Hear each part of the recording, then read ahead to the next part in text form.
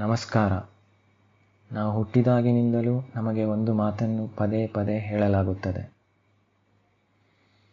ನೀನು ಇನ್ನೂ ಉತ್ತಮವಾಗಬೇಕು. ನಿನ್ನಲ್ಲಿ ಈ ಕೊರತೆ ಇದೆ. ನೀನು ನಿನ್ನನ್ನು ತಿದ್ದಿಕೊಳ್ಳಬೇಕು.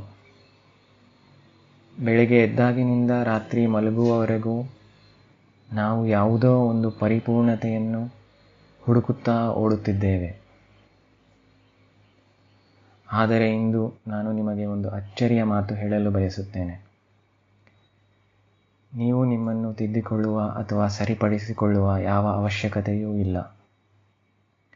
ಹೌದು, ನೀವು ಕೇಳುತ್ತಿರುವುದು ಸರಿ.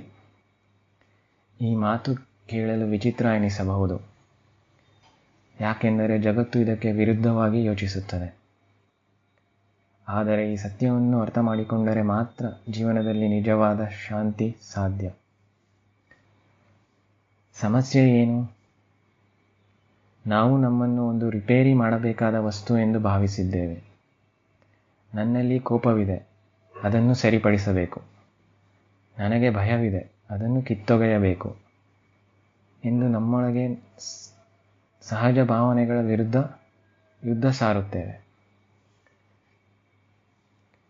ಮನೋವಿಜ್ಞಾನ ಮತ್ತು ಆಧ್ಯಾತ್ಮ ದೃಷ್ಟಿಯಿಂದ ನೋಡುವುದಾದರೆ, ನೀವು ಯಾವುದನ್ನು ವಿರೋಧಿಸುತ್ತೀರೋ ಅದು ನಿಮ್ಮಲ್ಲಿ ಇನ್ನೂ ಹೆಚ್ಚಾಗುತ್ತದೆ. ನಿಮ್ಮನ್ನು ನೀವು ಸರಿಯಿಲ್ಲ ಎಂದು ಅಂದುಕೊಂಡ ಕ್ಷಣವೇ ನಿಮ್ಮಲ್ಲಿ ಅಸಮಾಧಾನ ಮತ್ತು ಒತ್ತಡ ಶುರುವಾಗುತ್ತದೆ. ಈ ಜಗತ್ತಿನಲ್ಲಿ ಯಾವುದೂ ಪರಿಪೂರ್ಣವಲ್ಲ, ಆದರೆ ಎಲ್ಲವೂ ಅದರದೇ ಆದ ರೀತಿಯಲ್ಲಿ ಸಮತೋಲನದಲ್ಲಿದೆ. ಧ್ಯಾನ ಎಂದರೆ ನಮ್ಮನ್ನು ನಾವು ಬದಲಾಯಿಸಿಕೊಳ್ಳುವುದಲ್ಲ, ನಮ್ಮನ್ನು ನಾವು ಇದ್ದ ಹಾಗೆಯೇ ಅರಿಯುವುದು.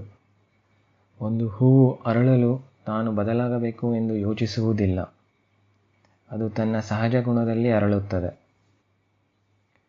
ನಮ್ಮೊಳಗಿನ ಕೋಪ, ನೋವು ಅಥವಾ ಗೊಂದಲಗಳನ್ನು ನಾವು ಸರಿಪಡಿಸಿಕೊಳ್ಳಲು ಹೋದಾಗ ನಾವು ನಮಗೆ ನಾವೇ ಶತ್ರುಗಳಾಗುತ್ತೇವೆ.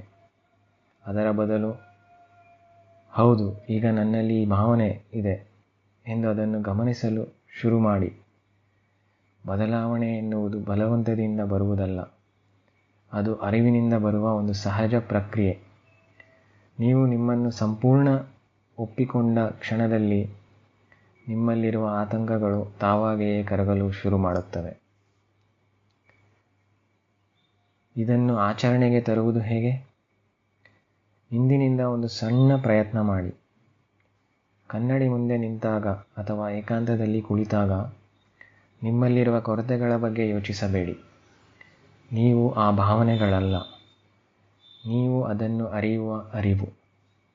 ಸುಮ್ಮನೆ ಯಾವುದೇ ತೀರ್ಪು ಇಲ್ಲದೆ ಭಾವನೆಗಳನ್ನು ಇರಲು ಬಿಟ್ಟಾಗ ತನ್ನಿಂದ ತಾನೇ ಆ ಭಾವನೆಗಳು ಸೂರ್ಯಕಿರಣದಲ್ಲಿ ಮಂಜು ಕರಗಿದಂತೆ ಕರಗುತ್ತದೆ ಮತ್ತು ಅದು ನಿರಾಳವಾಗುತ್ತದೆ. ಆದರೆ ನೆನಪಿಡಿ, ನೀವು ಈ ನಿರಾಳವೂ ಅಲ್ಲ. ಭಾವನೆಗಳು ಬಂದು ಹೋಗುತ್ತೆ, ನಿರಾಳ ಬಂದು ಹೋಗುತ್ತೆ, ಆದರೆ ನೀವು ಅವೆಲ್ಲವನ್ನು ಅರಿವ ಅರಿವು. ನೀವು ಸರಿಪಡಿಸಿಕೊಳ್ಳಬೇಕಾದ ವಸ್ತುವಲ್ಲ, ನೀವು ಅರಿಯಬೇಕಾದ ಒಂದು ಅದ್ಭುತ ಚೇತನ. ತಿದ್ದಿಕೊಳ್ಳುವ ಹಂಬಲವನ್ನು ಬಿಟ್ಟುಬಿಡಿ. ನಿಮ್ಮನ್ನು ನೀವು ಪ್ರೀತಿಸಲು, ಅರಿಯಲು ಶುರು ಮಾಡಿ. ಆಗ ಮಾತ್ರ ನಿಮ್ಮ ಜೀವನದಲ್ಲಿ ನಿಜವಾದ ಬದಲಾವಣೆ ಗಾಳಿ ಬೀಸುತ್ತದೆ. ಈ ವಿಡಿಯೋ ನಿಮಗೆ ಇಷ್ಟವಾದರೆ ನಿಮ್ಮ ಆಲೋಚನೆಗಳನ್ನು ಕಮೆಂಟ್ನಲ್ಲಿ ಹಂಚಿಕೊಳ್ಳಿ. ನೆನಪಿಡಿ, ನೀವು ಯಾರದೋ ತದ್ರೂಪವಾಗುವ ಅಗತ್ಯವಿಲ್ಲ. ನೀವು ನೀವಾಗಿದ್ದರೆ ಸಾಕು. ಧನ್ಯವಾದಗಳು.